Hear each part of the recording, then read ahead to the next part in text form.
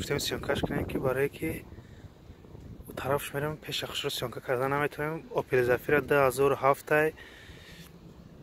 همین اوپل زفیر هم گاز هم بنزین. برای اوپل زفیر خیلی ماشینا شیاف نمیشه که مثلا هم بنزین باشه هم گاز باشه. با سال 2007 نرخ همین ماشین 2700 مثلا 2700 یورو. یکی ما از جای شیدی همین ماشین پرسیدم شه همین ماشین 2.5 تا دمیگه خیلی ما 12.5 تا گفت اگر با قطعش خشروتا گاب زنی شاید همین 2 تا دمی ماشین میتونه که باوری ندارم. خیلی با طرفش سیانکا میکنه برادرو گیرد بانو همین ماشینه خیلی ای پیش بینن شه از این طرف با سیانکاش میکنه. این موتور یک شش ای پشت اومده سیانکاش کرده استیم.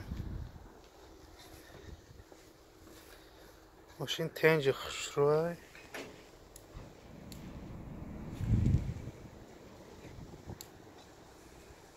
یکی ماشین این طرف شنه دیدم آنه که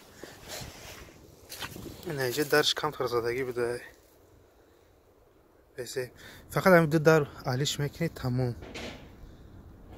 این درش خیلی میشه کم فرسوز کرده. این ماشین که گرین ارزون چی که گفتگی شه برای همین ماشین که در همین جا گنده قیمت های با هم گاز باش هم بنزین اینجا گنده ماشین ها قیمت ها درون شده بینیم.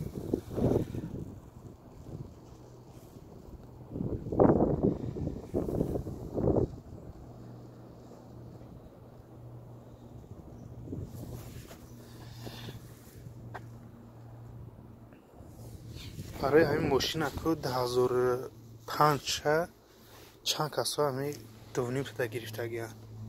با 2007 ای با نه فقط مثلا هم با بنزین هم با گاز این ماشین گنده تنجای برای تاجیکستان هم مثلا گاز قطعی کم مصرف برای تاجیکای خودمان تنجای ماشین.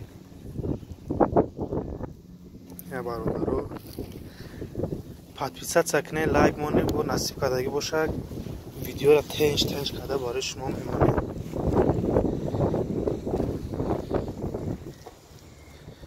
خیلی برادرو با ویدیوی دیگه رشد کنیم نصیب کردگی باشه از با یک چند ویدیوی دیگه میکنیم.